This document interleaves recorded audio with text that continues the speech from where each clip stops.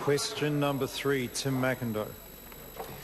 Thank you, Mr Speaker. My question is to the Minister for Social Development and Employment.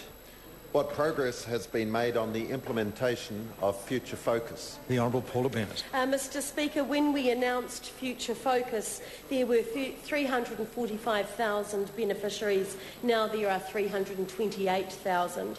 So despite a recession, we now have 17,000 fewer people on benefits. And prior to Future Focus, 75% of beneficiaries had no work test obligations. That figure now, because of these changes, is 63%.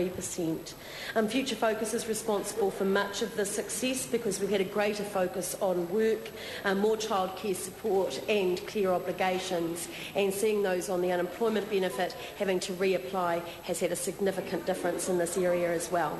Tim Macindoe. Thank you, Mr Speaker. How many people have asked for extra help since the Future Focus changes came in? The Honourable Paula Bennett. Mr Speaker, as I've said in this House many times, help is there for those that need it, and there is certainly help through special need grants and advances on benefit. But Mr Speaker, 54% of beneficiaries haven't required a single hardship grant during this 9-month period, and 15% of them have just asked for just one hardship grant. That suggests the majority of people on a benefit are managing their finances reasonably well, and there are help for those that need it. Mr Speaker, another interesting fact for that is that 97% of those over 65 have not asked for a single special hardship grant.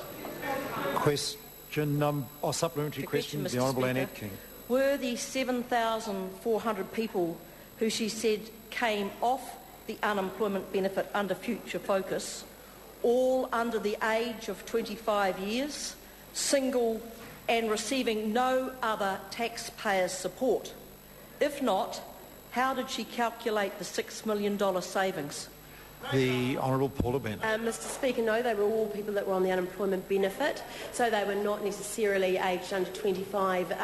They were with the age of the unemployment benefit, and the Department calculated that for those that were on, those were most likely to come off over a period of time, and did a calculation around that way, and that's how they came up with that figure.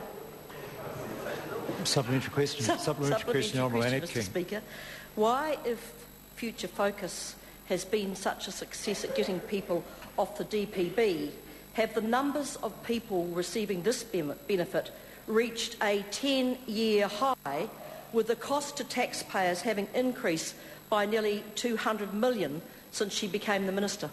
The Honourable Paula Bennett. Mr Speaker, because there's been a thing called the global recession, and it's actually had an effect on jobs that the member may not have noticed, and things are actually been a little bit tough in the last 3 years. So yes, we have seen, as the HLFS says quite regularly, a reduction in part-time employment opportunities for those on the DPB, which actually makes the changes since September the last year all the more remarkable, Mr Speaker.